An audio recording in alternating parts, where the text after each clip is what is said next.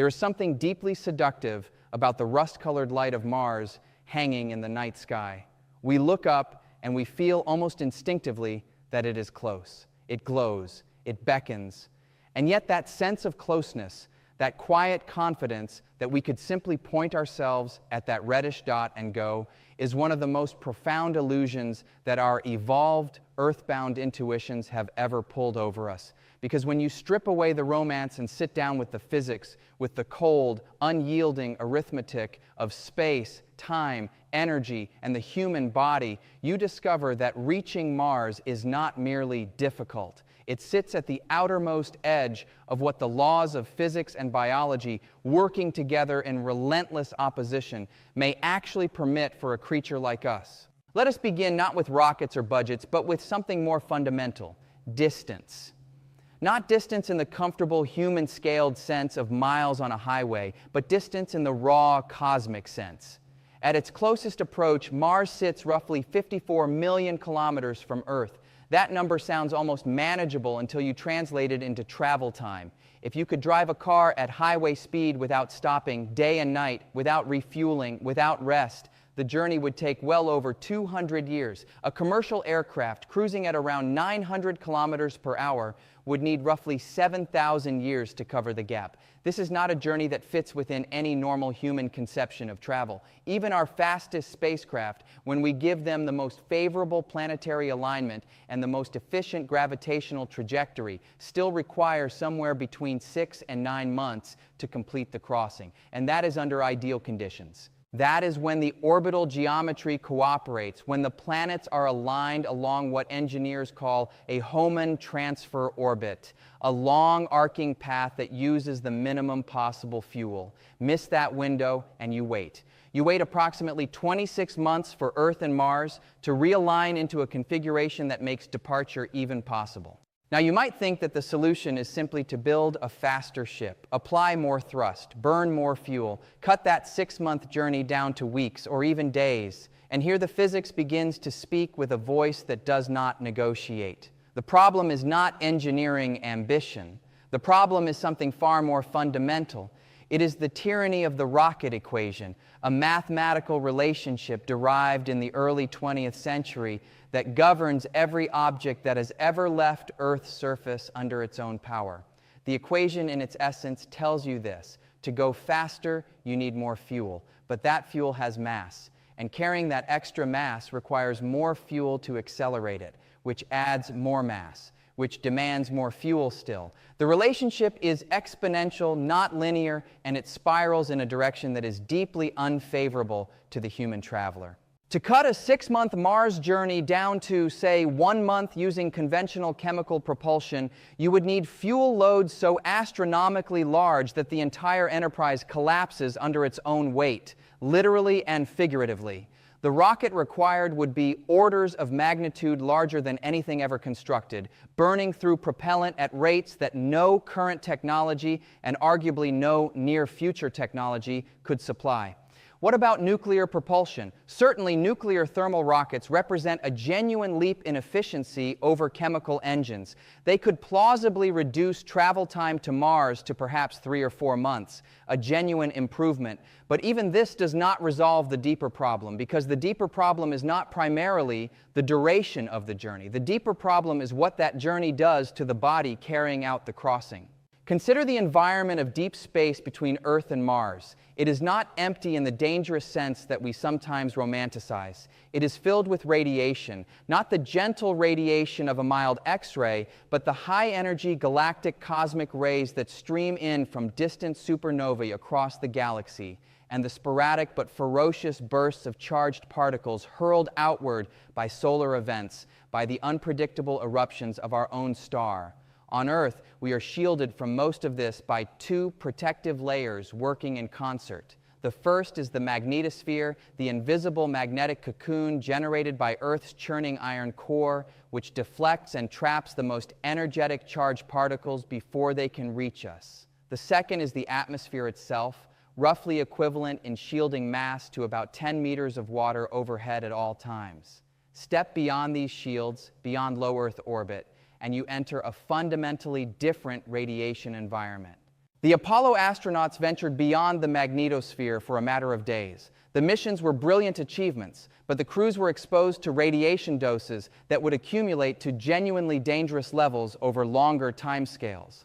A 6 to 9 month transit to Mars, followed by a surface stay, followed by a 6 to 9 month return trip, exposes a human body to radiation doses that substantially elevate the lifetime risk of cancer, damage DNA in ways that accumulate over time, and may produce neurological effects, including cognitive impairment, that astronauts and researchers are only beginning to understand.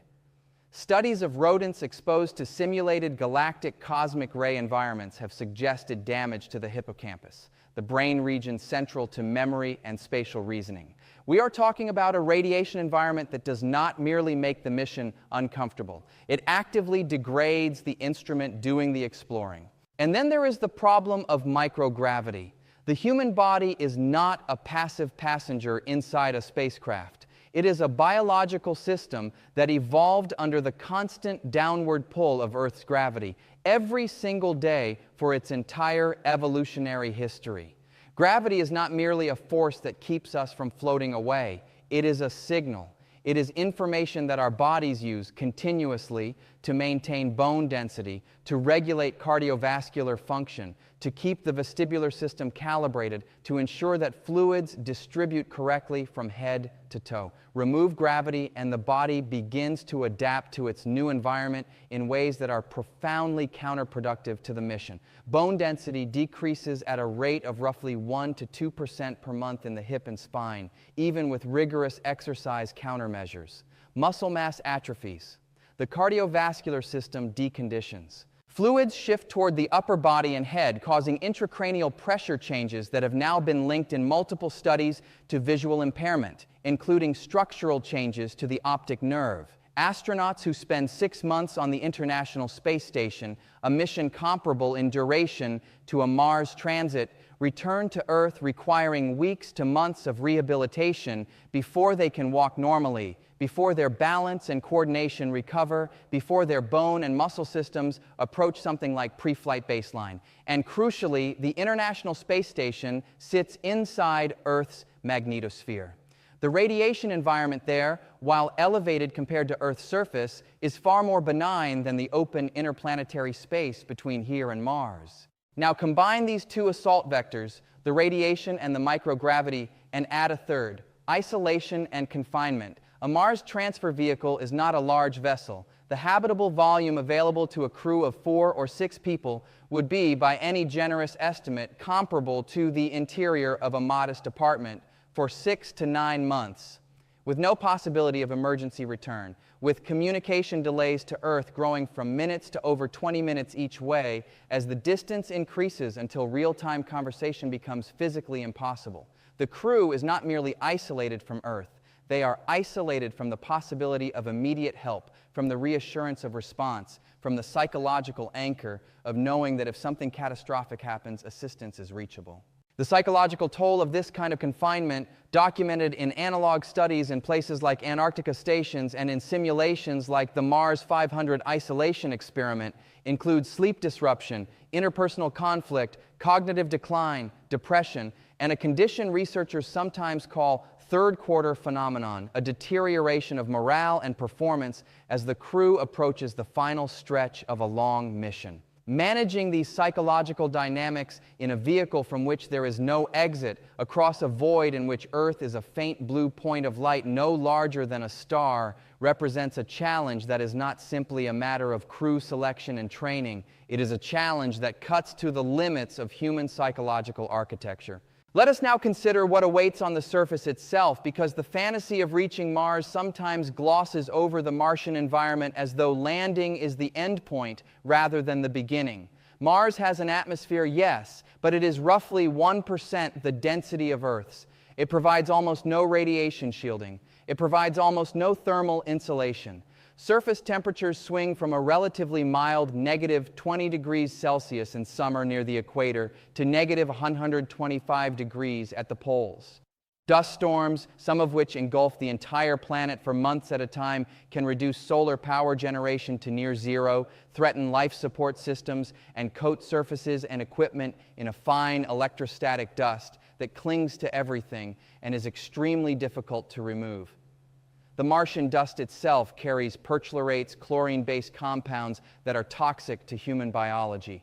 Any system designed to extract breathable air from the Martian environment must contend with these perchlorates. Any breach of a habitat, any failure of a seal, any damaged airlock becomes immediately life-threatening, not merely because of the near vacuum pressure differential, but because the environment outside is actively hostile to biological tissue in ways that go beyond simple asphyxiation. And whatever life support architecture you bring to the surface, every kilogram of it had to be launched from Earth, traveling through the same radiation environment, subject to the same mechanical stresses for the same 6 to 9 months before it could even be deployed. The mass problem, which we encountered first in the context of propulsion, echoes through every layer of a Mars mission architecture. Every kilogram of food, water, spare parts, medical supplies, habitat material, power systems, science equipment, and emergency redundancy must be lifted off Earth's surface against its gravity, accelerated to interplanetary velocity, decelerated into Mars orbit, and then slowed again through Mars' thin atmosphere for landing. And then, when the crew is ready to leave, all of the propellant required for the return journey must either have traveled with them all the way from Earth, adding enormous mass at the beginning, or it must be manufactured on the Martian surface from local resources, a process called in situ resource utilization that is promising in theory, but has never been demonstrated at scale in a flight environment. The engineering margins are razor thin. Every system must work. Every redundancy must be genuine. And unlike any mission in the history of human spaceflight, a Mars surface crew cannot be evacuated. There is no rescue flight that could reach them in a time frame that matters. If a critical system fails, the crew resolves it with the resources on hand, or the crew does not survive. And here we arrive at what may be the most philosophically unsettling aspect of this entire picture. All of the challenges described, the radiation, the microgravity, the psychological confinement, the mass problem, the hostile surface environment, every single one of them could, in principle, be addressed with sufficiently advanced technology. Artificial gravity through rotation could potentially mitigate the physiological deconditioning, sufficiently thick radiation shielding, or novel magnetic shielding. Technologies still in early development could reduce the radiation dose. Closed-loop life support systems could dramatically reduce the supply mass. Faster propulsion systems, including nuclear thermal, nuclear pulse, or even speculative antimatter concepts, could shorten the journey. The word impossible in our title is not absolute in the sense that some physical law categorically prohibits human presence on Mars the way the laws of relativity prohibit faster than light travel. The impossibility is not that kind. It is subtler and in some ways more troubling. It is the impossibility of converging all of these solutions simultaneously within engineering reality, within mass and volume constraints, within a financial framework that any human civilization has yet demonstrated the sustained will to support, and within a timeline compatible with human biological vulnerability. What the physics and biology together are telling us is this: a human body shaped by roughly 4 billion years of evolution on a particular planet with a particular gravity, a particular atmospheric pressure, a particular magnetic field, and a particular radiation environment is a profoundly specialized instrument. It is exquisitely calibrated for one environment and one environment only. Take it out of that environment and it begins immediately and persistently to degrade. Every day spent in interplanetary space is a day of accumulated biological cost. And Mars, for all its romantic appeal, for all the data it holds about the early solar system and perhaps about the conditions that gave rise to life, sits far enough away, behind enough layers of hostile physics, that the gap between human aspiration and human capability is not merely a gap of resources or political will. It is a gap written, at least partially, into the laws of nature themselves.